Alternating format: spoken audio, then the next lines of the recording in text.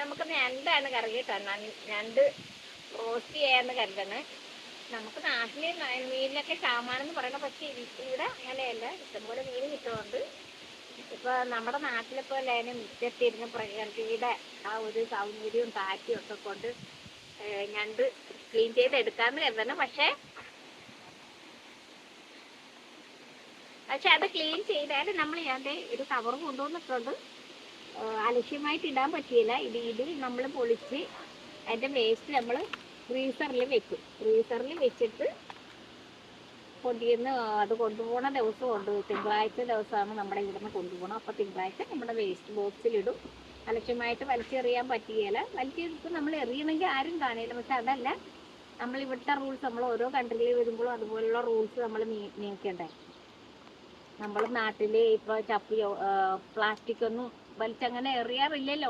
എല്ലാവരും തന്നെ ആരും എറിയാറില്ല. അതുപോലെ തന്നെ നമ്മളും അങ്ങനെ നല്ല ഇതായിട്ട് നല്ല ദശയുള്ള കഴമ്പുള്ളതാണ് കേട്ടോ. ഇതെനിക്ക് മീനോ? ഇത് മീൻ. ഇതേ ഞങ്ങൾ മലയാളത്തിൽ ഞണ്ടെന്ന് പറയും. കുഞ്ഞിനറിയാമല്ലോ ഇംഗ്ലീഷിൽ എന്നതാണ് ഖറാബ്.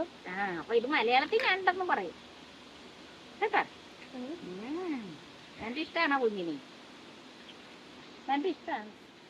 എന്നിട്ട് കളഞ്ഞിട്ട് വീണ്ടും ശരിയാക്കിയെന്നൊക്കെ പറഞ്ഞു.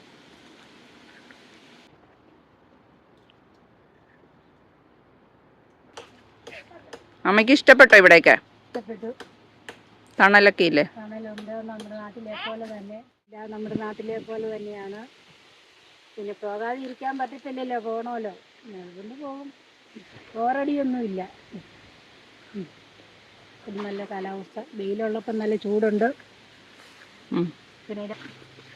പിന്നെ മരങ്ങൾ, ആൽമരം, എല്ലാം ചെടികളൊക്കെ ആയിട്ട്. അപ്പോൾ നമ്മൾ വെട്ടിക്കഴിഞ്ഞ് ഇനി ഇത് അകത്ത് കൊണ്ടുവന്ന് നമ്മൾ നല്ലോണം ഒന്ന് ക്ലീൻ ചെയ്തെടുക്കണം. ഇത് നമ്മൾ വേസ്റ്റാണ്, ഫ്രീസറിൽ കൊണ്ടേ വെക്കും. അത് ചൊവ്വാഴ്ചയാണ് കളയാൻ അവർ വരണത്. അപ്പോൾ അത് കിട്ടുന്നുണ്ട്. അപ്പം ഇനി അടുത്ത വീഡിയോ ആയിട്ട് വീണ്ടും കാണാം. Bye bye.